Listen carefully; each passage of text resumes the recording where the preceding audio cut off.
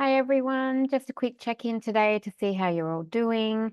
Hopefully you're still seeking feedback with your peer feedback groups on your literature reviews or any other parts of your draft.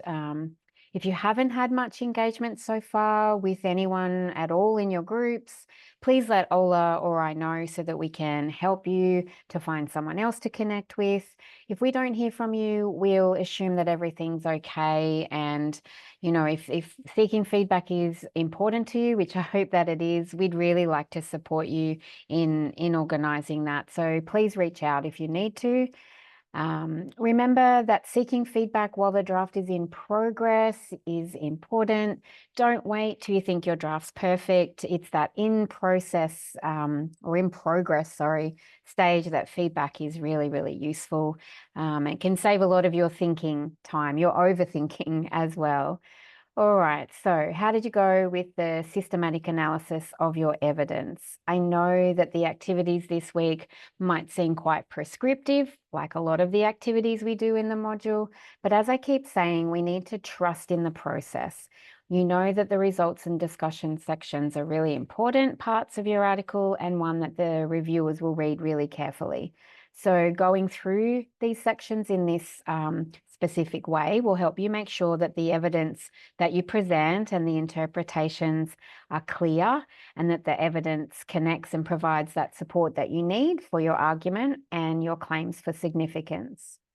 This connection between all of these sections or parts of your article helps us see how we're building each week as we go on and building on the article as a whole. So by all the time that you've spent on your argument and the significance, you know that you're in a good position to see that the evidence aligns.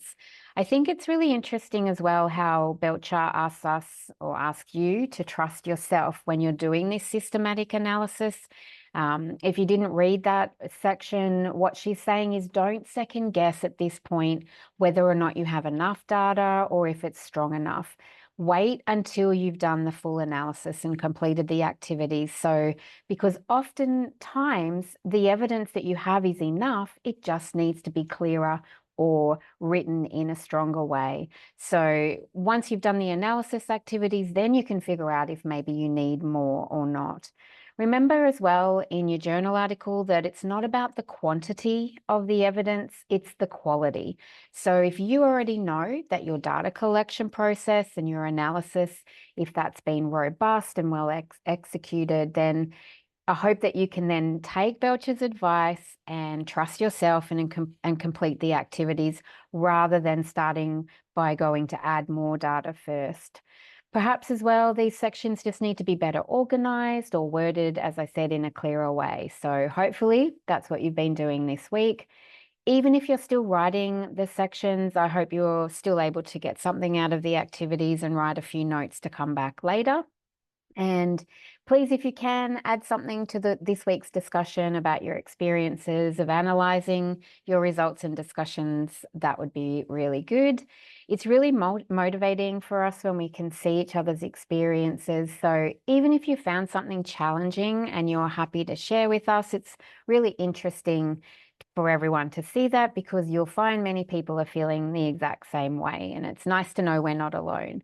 So next week, in week 8, you'll be using the analysis that you worked on this week to revise those results and discussion sections. There'll be plenty of time for draft writing as well. And if in those revisions, if you do need to add more evidence, then you can go ahead and do that.